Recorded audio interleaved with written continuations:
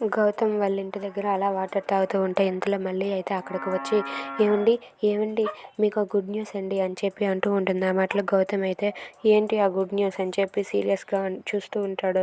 నీలిమ కూడా ఏంటి వదిన ఆ గుడ్ న్యూస్ చెప్పు నాకు అని చెప్పి అంటూ ఉంటుంది. నాకు జాబ్ దొరికిందండి, నేను రేపటి నుండి ఆ జాబ్లో జాయిన్ అవ్వచ్చంట అని చెప్పి అంటూ ఉంటుంది. ఆ మాటలకు గౌతమ్ ఇలా అంటూ ఉంటాడు. ఏంటి నీకు జాబ్ దొరికిందా? జాబ్ దొరికిందా లేకపోతే ముందే ఆ జాబ్ని వాడు సెట్ చేసి ఉంచాడా?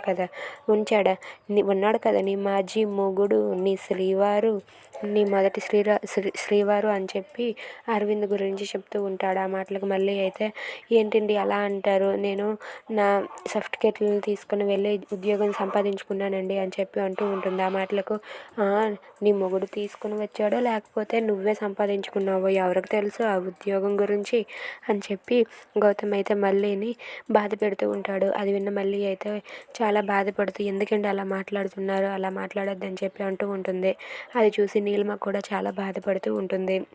ఇక గౌతమ్ అయితే నువ్వు ఇప్పుడు ఉద్యోగం చేసి ఎవరిని వెలగబెట్టాలని నువ్వు ఉద్యోగంలో జాయిన్ అవుతావు అని చెప్పి అంటూ ఏడిపిస్తూ ఉంటాడు. దానికి మళ్ళీ అయితే చాలా బాధపడుతూ ఏడుస్తూ ఉంటుంది.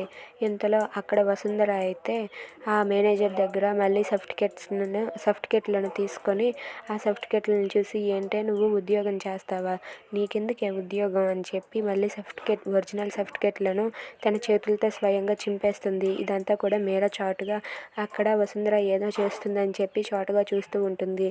ఇక మళ్ళీ సర్టిఫికెట్లు చింపేయడం మీరా తన కళ్ళతో చూసి ఒక్కసారిగా షాక్ అవుతుంది.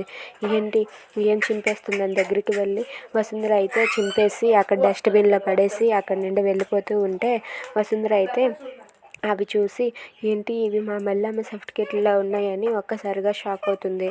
ఇక మళ్ళీ అయితే వాళ్ళ ఇంటి దగ్గర తన భర్త పెట్టిన టార్చర్ భరించలేక ఏడుస్తూ ఉంటుంది. Thanks for watching friends, please subscribe our channel. Thank you.